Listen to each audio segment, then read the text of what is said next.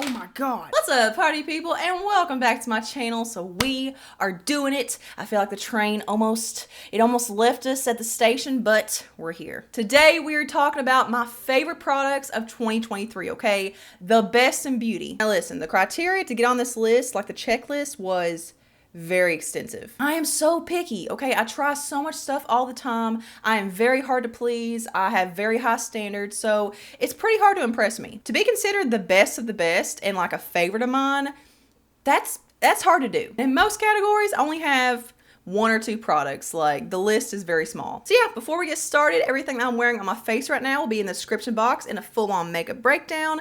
And if you guys want to hear about my favorite products of 2023, the best of the best, then please keep watching. So I'm gonna start with the skincare and hair care categories first, just because they're the smallest. We just want to get those out of the way. So I talked earlier in the year about how I've been doing away with aerosol dry shampoos. I've got my own opinion on it. I'm not gonna get into the whole soapbox, but I'm trying to use powder dry shampoos basically. And I discovered this one. This is the Maria Nila cleansing powder. So this is kind of expensive. I think it's like $36 for the full size and $24 for the small size. You could get the $24 one and it would last you forever. You do not need much of this at all. In my opinion, this doubles as a dry shampoo and a volumizing, texturizing kind of thing. But it's not the kind that makes your hair feel dirty or gritty or like straw. Like it makes it feel fine. So it comes in a baby powder top packaging, so you can sprinkle it on your roots like this. You can just kind of like shake the bottle. I don't like to do it like that because I feel like it can like all come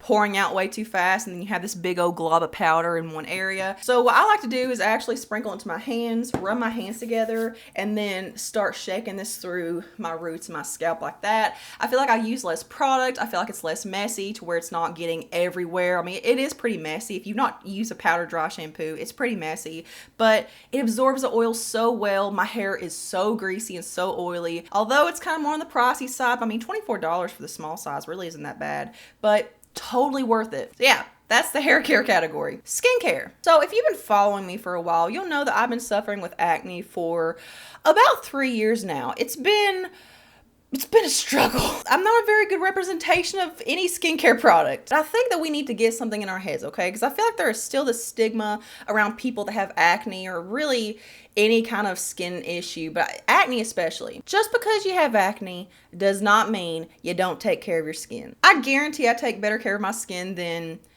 70-80% of the population. Like, I baby my freaking face. Aside from the popping, I am bad about popping. And I've tried every product I've come across, okay? If you name it, I've probably tried it. Nothing works for me. I don't know what's going on inside here or here, but something ain't right. The two products I'm going to talk about have worked as well as they possibly can. I think that they have helped. First thing I discovered and fell in love with in 2023 is this Vanicream Gentle Facial Cleanser. If you have any kind of skin issues, if you have rosacea, if your skin is super sensitive, if your skin is dry, oily, honestly, whatever condition your skin is in, whatever skin type you are, you will enjoy this. This is the best sensitive facial cleanser I've ever used. It's one that leaves your skin feeling clean, but not stripped, not dehydrated, not tight, nothing like that.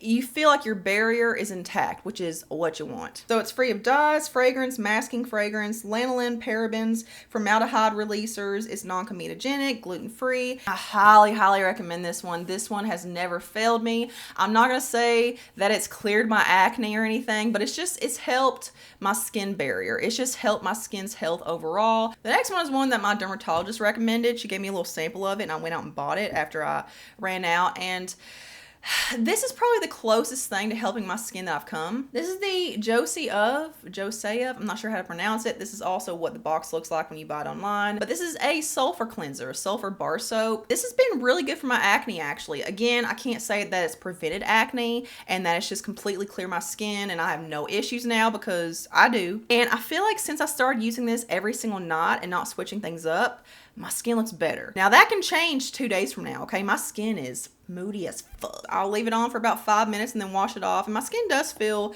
kind of dry afterwards, but it kind of rebalances after about, I don't know, 10, 15, 20 minutes. It's not a big deal. I feel like whenever I do have really active bumps, like really inflamed, irritated, oozing bumps, I feel like it works pretty dang well at drying them up and healing them. I mean, if I keep picking at it, they are gonna stay irritated. So again, That's on me. So this next thing, I'm not really sure if I consider it to be a skincare product or a makeup product. So I'm just going to make its own little miscellaneous category. But this is a lash serum. So yeah, in 2023, I got into, I think it was like July or August of 2023, I started using this. So this one is called Encapture Eyelash Growth Serum. I'm not sure who makes it or anything. But yeah, after a month of using this, I saw a difference. And now my lashes definitely have grown. I can see a difference in my top and my bottom. I'm a pretty impatient person, so to see results that quickly with it and to continue to see results with it, that's a big deal to me. I've gotten compliments, which normally I don't get compliments in my eyes, like my lashes and stuff. I believe it's like $20 on Amazon, so it's pretty affordable. I don't think there's prostaglandin in it, which I try to avoid. Like, I do not want that on my eyes.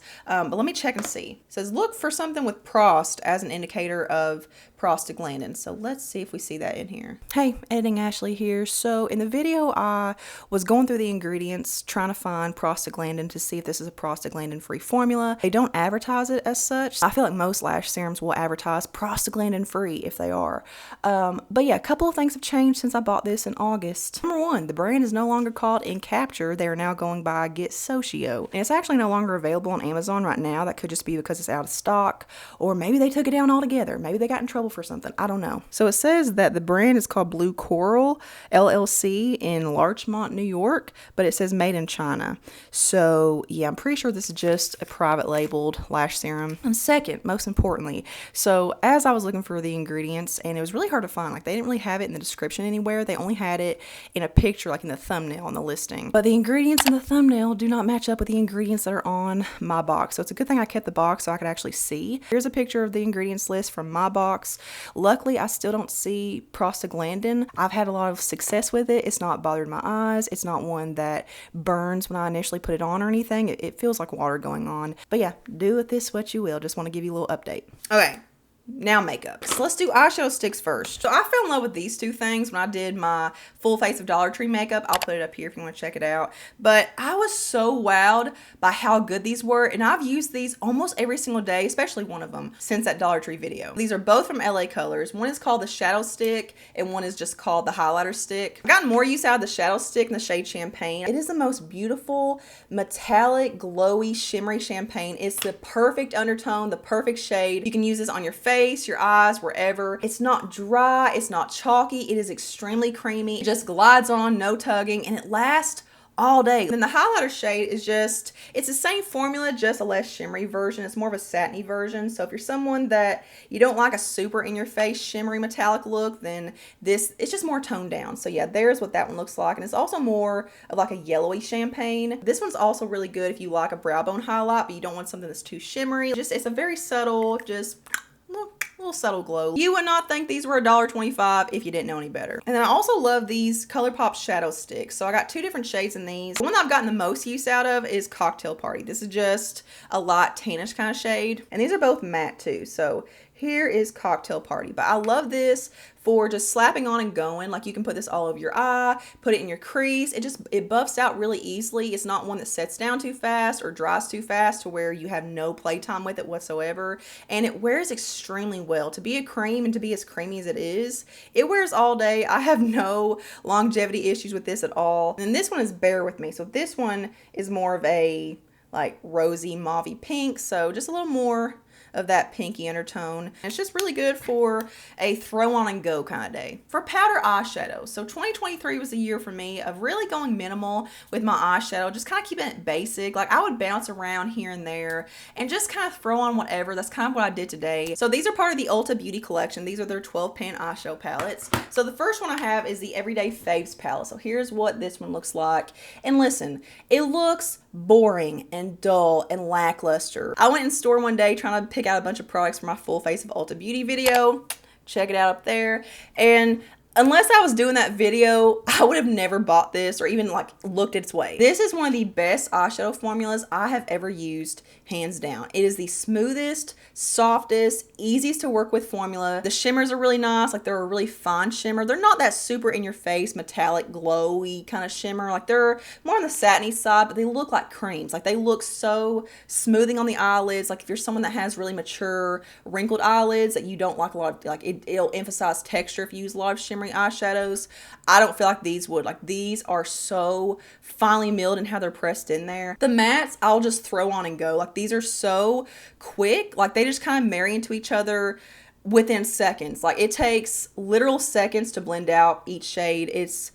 It's amazing. So yeah, that is the Everyday Faves palette. So after trying that one, I went back and got the Desert Skies palette. So this one is, why am I having such a hard time opening these? This is the more warm tone palette. Same consistency, like the formula is the exact same with both of these. The mattes are amazing, shimmers are amazing. But yeah, especially on days when I don't really know what else to do. Like, I just want to kind of throw something on quickly and just have my eye makeup be done in a few minutes. I can throw these eyeshadows on within 5 minutes each eye and have a beautiful, clean, crisp looking eyeshadow look. Like, it's crazy. Brows, I'm wearing this one right now. This is the Maybelline Tattoo Studio Brow Styling Gel in the shade Soft Brown.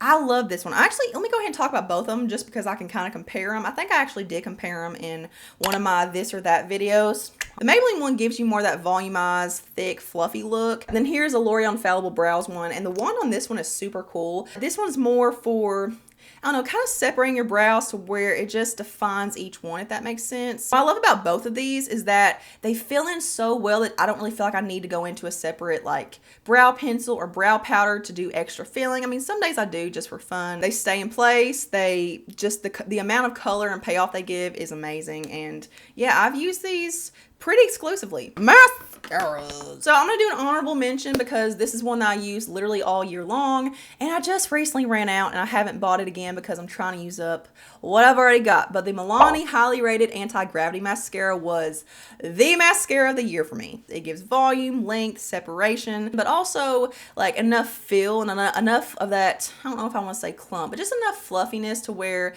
I can't see through my lashes, which is a big pet peeve of mine. It gives me no wear issues, and it's just everything I'm looking for in a mascara. So trust me, I will be repurchasing this one. The L'Oreal Telescopic Lift Mascara.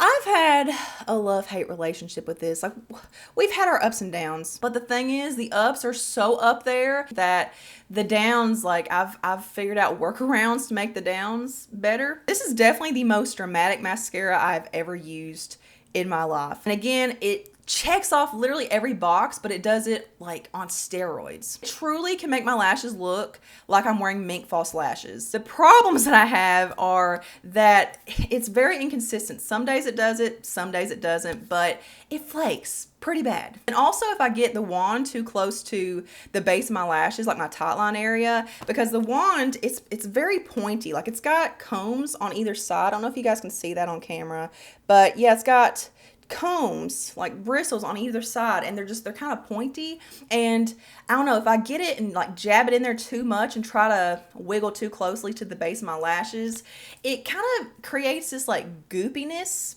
in my eye, and it irritates my contacts and stuff. So yeah, no bueno. However, I came up with a mascara trick. It was actually a trick for something else to combat another problem with lashes, but I learned that this trick also helps the wear of mascaras. So I'm gonna link the video up here. Please check this out. This is not clickbait. This is literally a video that can change the way you put your makeup on and really make a big impact. So check it out. Doing that little mascara trick from the video eliminates all the problems that I've got with it. So this was a year that I kind of got more into waterproof mascaras because my biggest problem that I've seen with age, aside from the freaking acne, is that my lashes will not hold a curl. It doesn't matter what I use. So the girlies that also had this problem talk about using waterproof mascaras to combat that. So I hopped over on the Amazon, did a little searchy search, and I came across these. It's actually the same brand, just they're two different formulas, but I'm pretty sure these are Japanese mascaras. They could be Korean. I think it's Japanese though. So this is from a brand called Heroin Make. So one of them is called the Long Up Mascara,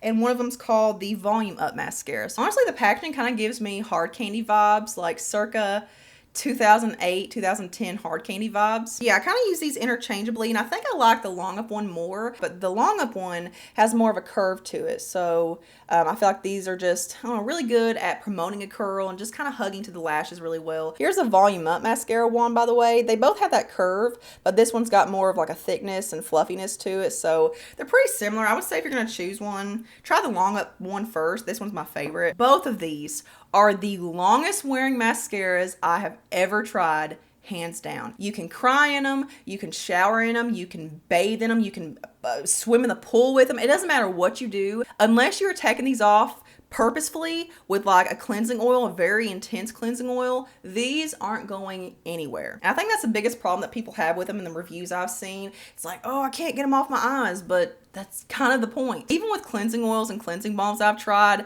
it takes quite a bit of effort to get these off. I mean, I'm gentle with it. Like, I'm not worried, like they don't fall out or anything because I'm having to be so rough trying to get it off. I think that's a problem. I think some people are just like, oh, I can't get it off. Now, I will say these are the kind of formulas, and I think most waterproof formulas are like this, where I wouldn't recommend layering them up a whole lot. Like, I just do one like light or full layer. I mean, they're not ones that I gravitate towards if I'm doing a look like this where I really want super bold, intense lashes. But yeah, if you're looking for a good waterproof formula, like if you're someone like me that has a hard time holding a curl, these bad boys, they will stay up. Like, it's like a push-up bra for your eyelashes. Like, even after the mascara is removed, my lashes will still be pushed back and like so beautiful with nothing on them. So yeah, amazing formula, and I'm pretty sure they're under like 14 bucks. Face primer. I'm not really a big component of face primers. I'm kind of at that point where I feel like most of them don't really do anything. And this is a no fail for me. This is the NYX Electrolyte Primer. All the labeling's off of it because it sucks. But it's kind of like a mild form of a gripping primer. It's not super tacky like the e.l.f. Power Grip or anything. I don't like most gripping primers, just so you know. So for me, this isn't a super uncomfortable, super sticky kind of formula. Whenever I use it, I feel like it really does lock everything on and improve the wear of my makeup, which is what I'm looking for. Yeah, it does have kind of a thick, serumy texture. It makes my skin really juicy, very glowy, but not greasy or oily. It just really plumps and juices your skin up and preps it really well for makeup. So this is the only primer in the primer category. Foundations. The Pixi H2O Skin Tint. This is one that if I only want a light coverage, which is not a whole lot, I will admit, this isn't one that I use every single day, but for an actual skin tint, this is amazing. So it's a water-based formula, it is a gel, and it's one of those that definitely applies better in my opinion with your hands, but whenever you're applying it, especially if you apply too much, it looks really streaky. You can see your fingerprint marks. It looks like it's not gonna set down, and then it dries.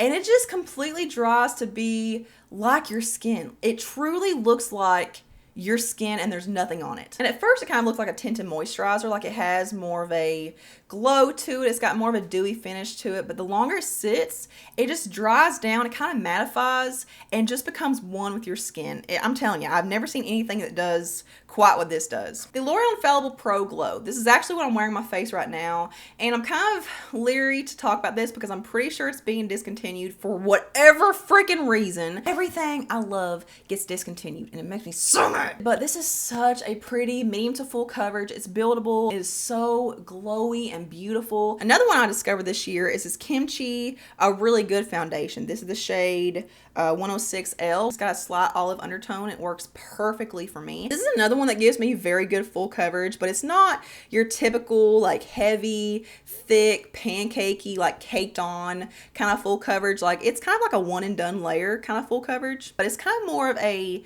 like just natural satin matte finish. It's not too dewy, but it's also not flat. Like it's got some life to it. All day wear, it never gets cakey, never starts patching up, wears well over my blemishes. I mean, I have nothing bad to say about it. Concealer. I'm gonna keep this one pretty short because I'm actually planning on doing a best concealers at the drugstore video, and pretty much all the ones that I love from this year are going to be in that video. So I'm just going to share like one or two. I'll share the one that I'm wearing right now. So this is the Julep Beauty Cushion Complexion 5-in-1 Skin Perfector with turmeric. I have the shade Buff. Earlier in the year, I kind of went on Amazon and just bought a bunch of random stuff. Like stuff that I'd never heard about. I was trying to look for hidden gems and just break away from the viral and the overhyped. I get so tired of that stuff. A lot of people in the reviews were talking about how good this was as a foundation, which is what I initially bought it for. But there's just not enough in here. Like it took, like there's a little window in here you can see into it to see how much product is left. And when I used it as a foundation that one day, it went up like a quarter of the way, and I was just like, no, this is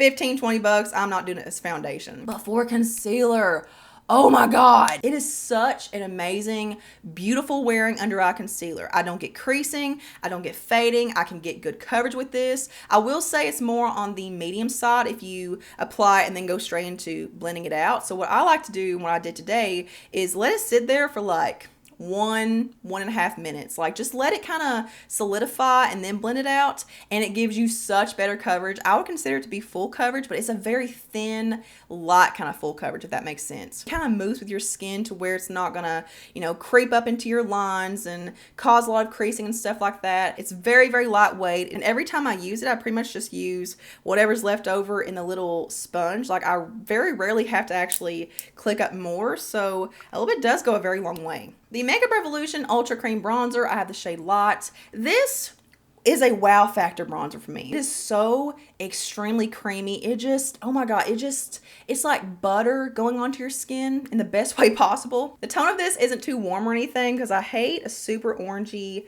warm honey tone bronzer. Like, this is the perfect, almost neutral, like it's got some warmth to it like a bronzer should, but it has more of a neutrality to it, to where it's not overboard and in your face, and it just wears so well. And then the Maybelline Instant Age Rewind Perfector 4-in-1 Glow Makeup in the shade Medium. So I just have a darker shade in this as bronzer. I love this so much. Again, it's not too warm, it's not too orange, it's the perfect bronzer shade for me, and it's also kind of more on the light side. Like, it looks like skin, it looks like you actually went out and got a tan. It's not in your face, you know, and it blends on so well, and it really does act like a primer. I mean they do consider this to be partially a primer, so it's got the longevity. But yeah, it's got a little bit of a sheen and a shimmer to it, but you can't see shimmer on the skin. And again, this is one that I can just throw on and go. Like, it's one of those that for days where I have to be really quick, I can just slap it on. Beautiful formula, and I feel like no one really thinks about using this as a bronzer for some reason. So I've been a very big cream highlighter fan this year, especially. I've shown this so many times now,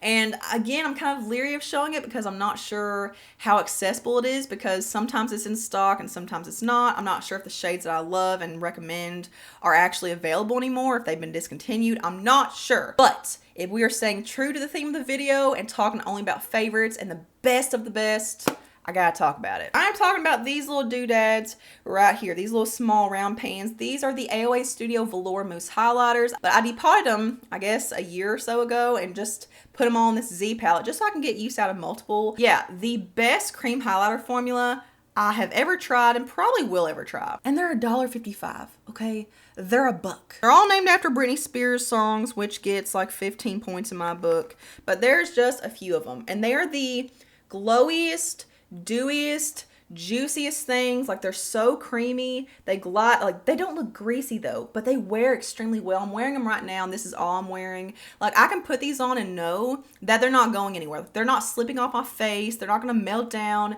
and cause me to get greasy or anything. And the shades are stunning. Like, these are the perfect shades ever. So I'm not sure what's going on with AOA Studio where they don't have these all the time, but get it together. Powder. So this is pretty much my favorite powder of the year. The other favorite powder that I had this year is the Milani Make It Last Translucent Powder, but I'm pretty sure this one's being done away with too. So honorable mention, because I used it a lot this year and I love it and I trust it, but it's gone too. The e.l.f. Halo Glow Setting Powder kind of took its place, and I do really like it. I don't think I like it as much as a Milani one. Like, I don't trust it as much as that one, but this is one that's awesome at kind of maintaining some liveliness to your skin. So if you're someone like me that, you know, you put on this glowy finish foundation and then you put on powder and it just sucks the life out of your skin and makes you all matte, this will kind of fix that. This one mattifies and sets the perfect amount, in my opinion. Like, it does flatten and mattify and blur your skin, soften the pores, the stuff that powder should do, but it maintains a little bit of, like, a light amount of luminosity and sheen to your skin. Setting sprays. I'm very picky about setting sprays. They've got to do a lot to make me happy. The NYX Matte Finish Setting Spray is one that I discovered in 2023, and it's been out for a long time, but I've always steered away from it because I don't like anything that says matte. I feel like the name is a little deceiving and misleading because I don't really feel like it mattifies. I feel like it just kind of sets what you've already got, and it keeps your makeup on so much longer. Revolution Conceal and Define Infinite Setting Spray. Now, this isn't really one that I feel like melds the layers together, just kind of rehydrates the skin the way the NYX one does. This one, to me, just improves the wear. So I will drench my face in this. I didn't like it for the longest time, or I guess wasn't really impressed by it for the longest time, because I would just do like boop, boop, boop, boop, you know, just a few squirts. But then I learned that you gotta douse yourself in this, okay? You gotta just keep going. This really does improve the wear of your makeup. And this bottle's lasted me a very long time. I think I got this back in February of 2023. Last setting spray is the Revlon Color Stay Lock 24-hour setting mist. I love this so much. Improves aware of everything. Like if I want to make sure my makeup is not going anywhere, if it's going to be a long day, I'm going to be sweating, whatever it may be. This one. I think this is my second or third bottle, and I've also got like 2 or 3 down there, but I found it at TJ Maxx a while back, so they better not be discontinuing it. Last but not least, let's talk about some lip products. So just like the eyeshadow department, 2023 for me was a year of really dialing down how much I use on my lips and just kind of having the epiphany that less is more. Like whenever I do the lip liner and the lipstick and the lip gloss, like it just looks very caked on and just very makeup-y, and just kind of ages me in the weirdest way. First one is the Catrice Tinted Lip Oil in the shade Keep It Juicy. When I tell you this is the juiciest, glossiest lip gloss in the world, please believe me. And I'm not someone that's into lip oils at all. I think they're all kind of a hoax and kind of a gimmick, but this one, it leaves such a pretty youthful bright pink kind of look, but it's not overboard. Like it's not too much. It's one that just kind of livens your look up. It goes with everything somehow. Like I'm normally not into pink shades like this, and this is mostly translucent. Like it's got a very slight pink hue to it, but just enough to where it just gives you some color. And then like if you take it off or if it starts fading, it leaves the prettiest light pink stain that still looks amazing, and it takes hours for it to come off. Not only that, like I said, it is so glossy and juicy, but it's not the kind of glossiness where it looks like you've been eating fried chicken. It's one of the best lip glosses I've ever tried, but it's definitely hands down the best lip oil. And then this is what I'm wearing right now. I've worn this so much. This is the Maybelline Lifter Gloss in the shade Stone. And it's perfect. It's a perfect nude. It's not too nude. It's not too brown. It's not too peach. It's not too pink. It is the perfect amount of opacity to clearness. It wears extremely well. It's comfortable. It's glossy and juicy. I don't even really know how to describe it, but I feel like a lot of nudes, they're not up my alley anymore because I don't like a super light nude. I don't like one that's got too much yellow in it because it just makes my teeth look yellow. I can just slap this on even without lip liner and it looks good. Like it just looks good. And that is it for my best and beauty of 2023. I hope you guys enjoyed it. In the comments below, I want to know what your #1 favorite product of 2023 was. So yeah, drop it down there. But yeah, if you liked the video, then give it a big old thumbs up. Here's a couple more things for you to check out next. So just venture around, make yourself at home. Subscribe if you're not already, and turn the notification bell on to always see my stuff. And I will see you guys in the next one. Mwah.